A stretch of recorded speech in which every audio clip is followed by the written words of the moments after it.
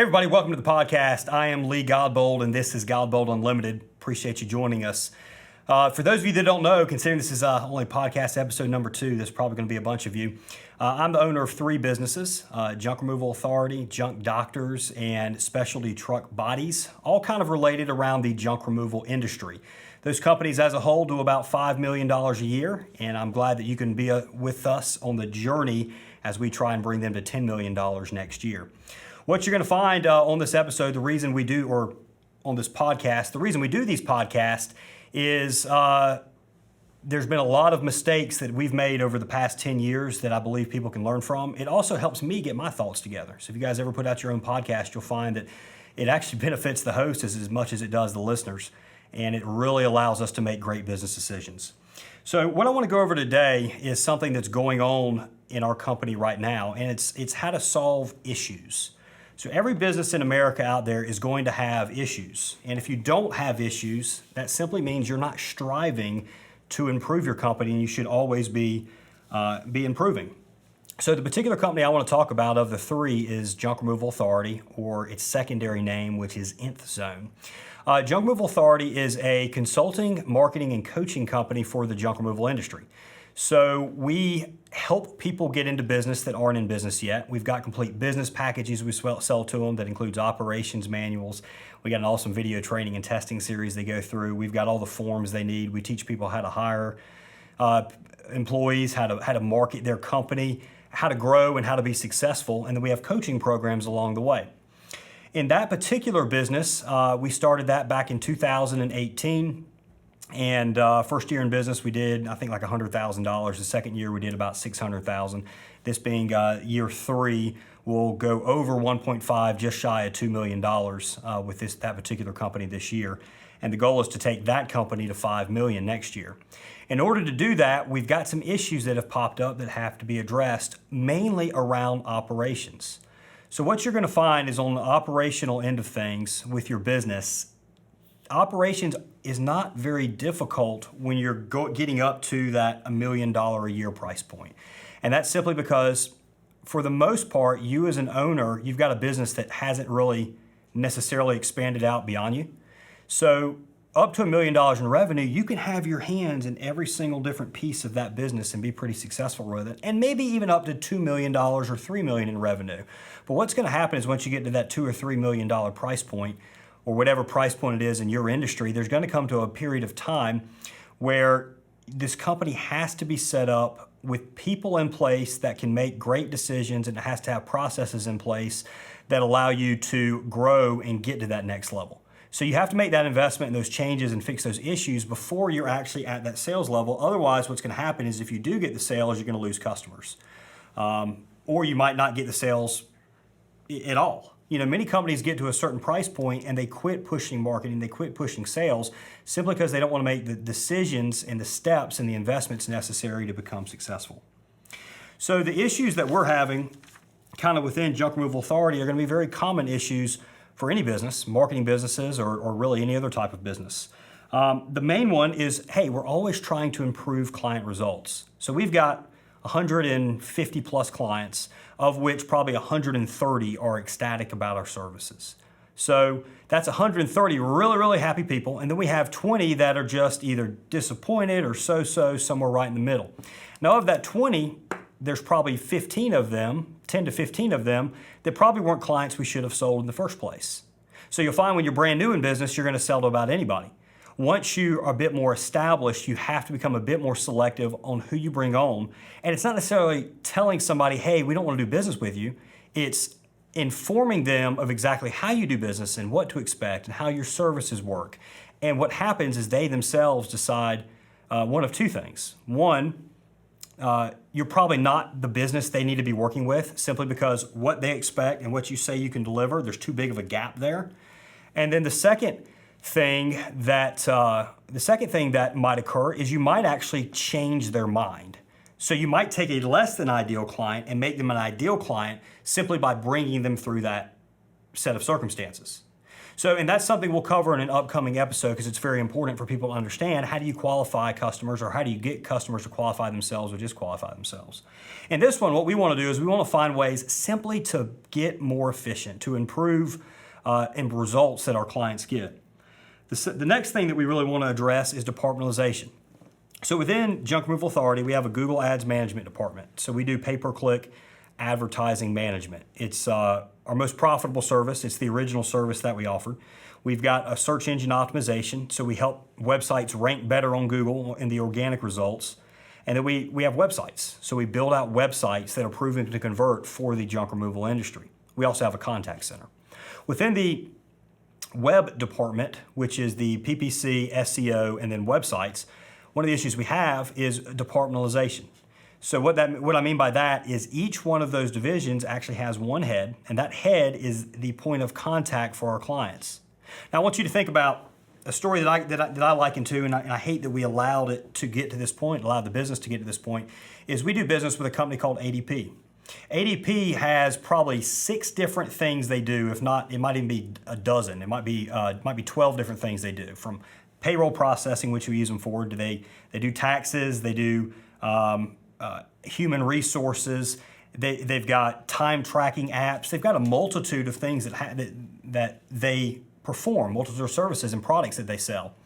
And probably 3 years ago when we switched to ADP, I remember being so frustrated because every time I wanted to get something done, I had to call a different department. And you as a consumer, when I look at ADP, I don't think about, all right, well, ADP HR is one company and ADP payroll is another company. I think of ADP as a whole. I need one person I can talk to that can help me out on every single step. So one of the things we've happened here is, all right, now we've got 4 different points of contact. So even though I'm very passionate that we do not have the issues around multiple points of contact, we've allowed it to happen. So how do we fix that? And how do we fix that without disrupting the 150 clients that we already have, without making life too complicated on the teams and our team members that we have here? They're already very, very busy. So how do we accomplish that? And then the other thing is just making the team as a whole more efficient. You make the team as a whole more efficient, and the client's results get better. Anytime you introduce multiple departments, you're going to have some inefficiency there. So it's better that if you have less departments and the people you have are just a bit more versatile in different skills. What you'll find in marketing is SEO and PPC and website building, they're all pretty related, especially SEO and websites. So those are the issues that we're having to work through. And here's kind of the thought process. I want to let you know how we go through, how we went through this decision-making process, because this is something that was learned over time. What used to be is we'd evaluate this, we'd come up with a list of objectives, and we'd immediately go forward with one without maybe taking the necessary time to evaluate, is this really the right move? And what happens then is you throw your entire team off balance. What I mean by that is what's going to happen, you as an entrepreneur, somebody that's moving fast, trying to get stuff done, you implement one thing and you realize, you know what, this didn't hardly work at all. I want to go completely this direction or this direction. And I'm not saying that with this method, you're not going to make little mistakes. There's always going to have to be periods of calibration. What you don't want to make is you do one thing and then it's the next and it's the next and the next. What you'd rather make is, all right, you have one thing you implement and then it's just a slight little shift over 1 or 2 times and then it's working correctly.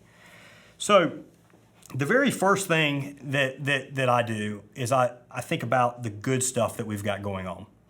And what I mean by that is when you have issues, it's very easy in your business to focus on the bad things instead of the good things that are going right. So I want to get myself in a positive frame of mind to be able to think about these issues we have very kind of objectively and be able to solve the issues without and remove the emotion from it. So the first thing I do, I think about all those 130 clients or so, 120, 130 clients we have that are extremely happy with our service. And we hear from them quite often that they really love our service. I think about the fact that the business it has made money. We've hit our sales targets. We're pretty profitable. So we got a lot of great stuff going on there. And what I remember is many of these issues to some extent have existed ever since the beginning. And things are going well. So what that tells me is this isn't an emergency. And most issues in your business are not emergencies. Not that they never exist. There will be emergencies from time to time.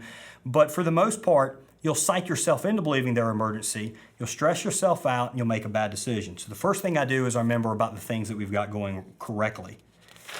The next thing I want to do is I want to list out what are all the problems and the issues that we've got here. So I'll list out every single one and figure out if any of them are kind of related to each other.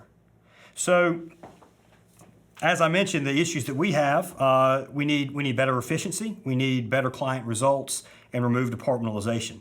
What you'll find is all three of those things, there's probably an answer to all three. They're really related. If you solve one, you probably solve the others. So what we determined we needed to do in order to, one of the things that we found is our teams, they're doing their daily checks on Google Ads and they're making improvements here and there and all like that, but they probably could do just a little bit better or get challenged just a bit better to really dive into these accounts a bit more closely. And what I mean by that is I believe wholeheartedly we do a better job than any other marketing agency out there on really diving in to the companies we work with in terms of the price point that we're paid. But there's probably a better way of doing it. Instead of the regular checks that we make, we need a team that's sole responsibility is one, to keep up with the best SEO practices and the best Google Ads practices and digital marketing practices there is. I want 30% of their time being focused on really upping their knowledge and their skill set to be able to help our clients out as much as possible. The digital marketing space is always changing. In your industry, your people should always be pushing themselves as well. Your industry might not change as fast as the digital marketing industry does because Google and Facebook are always kind of changing their algorithms. But I guarantee there's a way you can improve your business right now.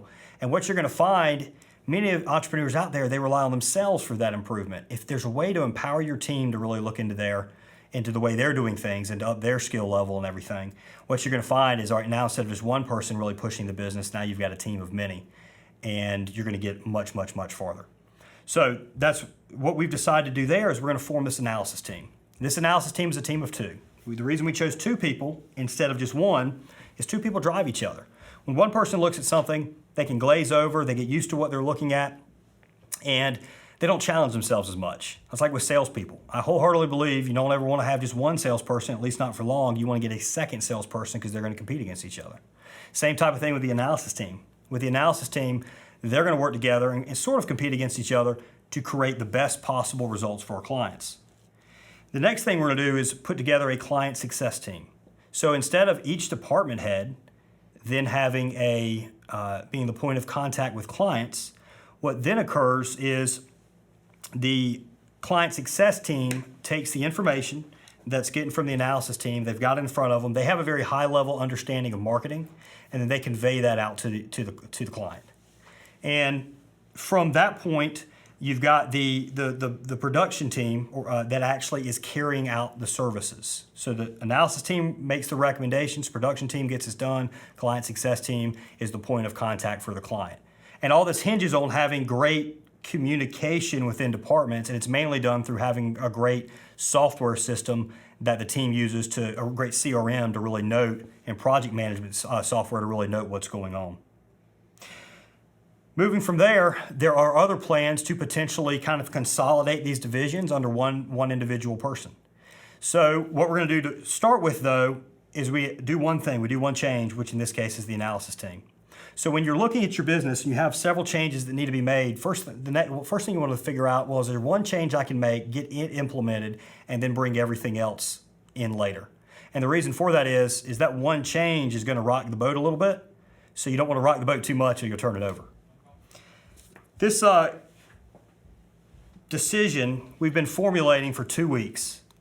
And the reason I mention that to you is, again, it was an emergency. It's very easy to look at issues as they come up as emergencies. This was not an emergency. What I did say is when we recognized the issue was that we were going to come to a decision within 2 weeks. And tomorrow is going to be 2 weeks, and that's when things will kind of get finalized. We're 95% of the way there. Now it's how do you actually roll it out? So remember, generally things aren't emergencies. The other thing that we did is there were several ideas that we had and projects that were sort of getting explored. We kind of put the pause button on. In our case, one is a potential, not partnership, but just a product that involves Home Advisor and our contact center. And then the other one is a different type of marketing service We've got to fix the issues we have now before we expand even further. I think somebody likened it one time to like a four-headed monster in this case. We've got 4 different divisions going on, and if you're not careful, as that monster grows, it's just going to eat you. Because the larger it gets, the problem's just going to exasperate itself. You have to fix it first. So you've got to be willing to do what's necessary once you determine what what needs to get carried out. You need to be very calculating too. It's very easy. A lot of entrepreneurs think they got to run around like their head's on fire. Like you've got to move fast all the time. And sometimes actually slowing down, making calculating decisions, and then carrying it out is really the way to go. So again, I'm Lee Godbold with Godbold Unlimited. Please hit the subscribe button if you're watching us on YouTube or our podcast. Appreciate everybody joining you. I hope that our story on what we're doing within our business can help you solve any issues you might be having in yours and growing. Thanks for watching, guys. Catch you next time.